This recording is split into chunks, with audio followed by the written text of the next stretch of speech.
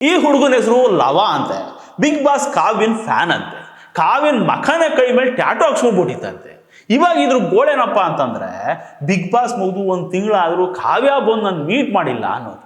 ಮೊನ್ನೆ ಗಿಲ್ಲಿ ಫ್ಯಾನು ಅಂದ್ಕೊಂಡು ಓಡಾಡ್ತಿದ್ವು, ಒಂದು ಹಿಂಗೆ ಓಡಾಡ್ತಿತ್ತು. ಅಲ್ಲ, ಇವ್ರಿಗೆಲ್ಲ ಟ್ಯಾಟೋ ಹಾಕ್ಸ್ಕೊಳ್ಳಿ ಅಂತ ಹೇಳಿದವ್ರು ಯಾರು, ಹಾಕ್ಸ್ದವ್ರು ಯಾರು? ಅವ್ರೇನು ಇವ್ರ ಹತ್ರ ರಿಕ್ವೆಸ್ಟ್ ಮಾಡ್ಕೊಂಡಿದ್ರ ನಮ್ಮ ಫ್ಯಾನ್ಸ್ ಎಲ್ಲ ಟ್ಯಾಟೋ ಹಾಕ್ಸ್ಕೊಬಿಟ್ರಪ್ಪ ಅಂತ? ಹಾಕ್ಸ್ಕೊಂಡ್ಮೇಲೆ ಗೋಳಾಡ್ತಿರೋದು ಯಾಕೆ? ಅಭಿಮಾನ ಇದ್ರೆ ಮನ್ಸಲ್ಲಿರ್ಬೇಕು, ಅದನ್ನ ಮೈ ಮೇಲೆ ಹಾಕಿಸ್ಕೊಂಡು ತಿರುಗುವಂಥದ್ದೇನಿದೆ? ಪ್ರಚಾರದ ತೇವ್ರುಗಳಿಗೆ ಇವುಗಳೇ ಹೋಗ್ಬಿಟ್ಟು ಮೇಲ್ ಬಿದ್ದು ಮೈ ಮೇಲೆ ಟ್ಯಾಟೋ ಹಾಕಿಸ್ಕೊಂಡು ಇವಾಗ ಒಳ್ಳೆ ಅಗ್ರಿಮೆಂಟ್ ಹಾಕಿಸ್ಕೊಂಡು ಅವ್ರು ಆಡ್ದಂಗೆ ಆಡ್ತಿದ್ದಾರೆ. ಪ್ರತಿ ವರ್ಷ ಬಿಗ್ ಬಾಸ್ ಬರುತ್ತೆ, ಒಂದೊಂದು ಸೀಸನಲ್ಲಿ ಒಬ್ಬೊಬ್ರು ಟ್ರೆಂಡ್ ಆಗ್ತಾರೆ. ಹೊಸ ಸೀಸನ್ ಬಂದಾಗ ಹಾಳೊಬ್ರು ಮರ್ತೋಗ್ತಾರೆ. ಈ ಟ್ರೆಂಡಲ್ಲಿ ಇವುಗಳಿಗೂ ಹಿಂಗೆಲ್ಲ ಬೆಳೆ ಬೇಯಿಸ್ಕೊಂಡು ಹೋಳಿಗೆ ಮಾಡ್ಕೊಂಡು ತಿಂದು ಇವಾಗ ಅವ್ರು ಬಂದು ಮೀಟ್ ಮಾಡಿಲ್ಲ ಅಂತ ಬೊಬ್ಬೆ ಹೊಡೆದ್ರೆ ಏನು ಮಾಡೋದು? ಈ ಗಿಲ್ಲಿ ಫ್ಯಾನ್ ಕುಮಾರ್ ಅಂತ ಐತಲ್ಲ, ಅದ್ರ ಈ ಹೆಂಡ್ರು ಮಕ್ಕಳೆಲ್ಲ ಕ್ಯಾಕಸ್ ಉಗೀತಿದ್ರಂತೆ.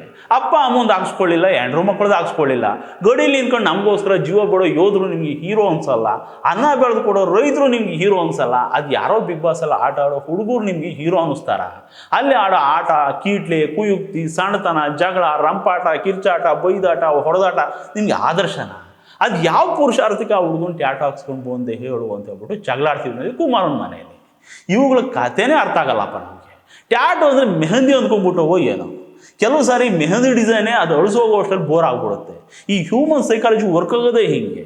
ಲಾಂಗ್ ಲಾಸ್ಟಿಂಗ್ ಯಾವುದೂ ಇಷ್ಟ ಆಗಲ್ಲ, ಇಂಟ್ರೆಸ್ಟ್ ಹೋಗ್ಬಿಡುತ್ತೆ, ಬೋರ್ ಆಗ್ಬಿಡ್ತವೆ. ಒಂದು ಶರ್ಟ್ ತಗೊಳ್ಳಿ, 4 ಸಾರಿ ಹಾಕೊಳ್ಳೋ ಅಷ್ಟರಲ್ಲಿ ಬೋರ್ ಆಗ್ಬಿಡುತ್ತೆ. ಏರ್ ಸ್ಟೈಲ್ ತಗೊಳ್ಳಿ, ಒಂದಷ್ಟು ಟೈಮ್ ಆದಮೇಲೆ ಚೆನ್ನಾಗಿಲ್ಲ ಅನ್ಸುತ್ತೆ. ಲಕ್ಷ ಕೊಟ್ಟು ತಗೊಂಡಿರೋ ಜುವೆಲರಿ ಡಿಸೈನ್ಗಳೇ ಒಂದಷ್ಟು ದಿನ ಹಾಕೊಂಡ್ಮೇಲೆ ಇಷ್ಟ ಆಗಲ್ಲ, ಬೋರ್ ಆಗ್ಬಿಡ್ತವೆ. ಹೋಗಿದ್ದ ಪ್ಲೇಸ್ಗೆ 4 ಸಾರಿ ಹೋಗಿ ಬಂದರೆ ಮತ್ತೆ ಹೋಗ್ಬೇಕು ಅನ್ಸಲ್ಲ. ತುಂಬ ಇಷ್ಟ ಆಗಿರೋ ಸಿನಿಮಾನೇ 4 ಸಾರಿ ನೋಡೋ ಅಷ್ಟರಲ್ಲಿ ಬೋರ್ ಆಗ್ಬಿಡುತ್ತೆ. ಇಷ್ಟೇ ಯಾಕೆ, ಕೆಲವು ಸಾರಿ ಸಂಬಂಧಗಳೇ ಬೋರ್ ಆಗ್ಬಿಡ್ತವೆ. ಅದಕ್ಕೆ ಕೆಲವರು ಅಷ್ಟು ಸಾರಿ ಬ್ರೇಕಪ್ ಮಾಡಿಕೊಂಡು ಡೈವೋರ್ಸ್ ಮಾಡಿಕೊಂಡು ಹೊಸ ಪೆನ್ ಹುಡುಕೊಳ್ಳೋದು.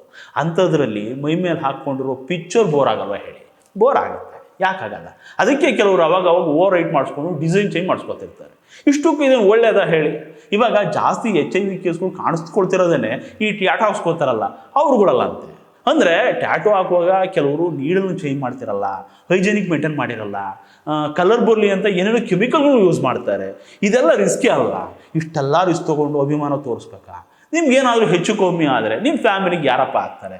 ಯೋಚನೆ ಮಾಡಬೇಕಲ್ವ? ಇದ್ರ ಮಧ್ಯದಲ್ಲಿ ನಾನು ಟ್ಯಾಟೋ ಹಾಕ್ಸ್ಕೊಂಡೆ ಆದರೂ ಅವ್ರು ಬಂದು ನಾನು ಮೀಟ್ ಮಾಡಲಿಲ್ಲ ಅಂತ ಗೋಳಾಡ್ತಿರಲ್ಲ. ಅವ್ರು ಬಂದು ಮೀಟ್ ಮಾಡಲಿ ಅಂತ ನೀವು ಟ್ಯಾಟೋ ಹಾಕ್ಸ್ಕೊಂಡಿದ್ದು.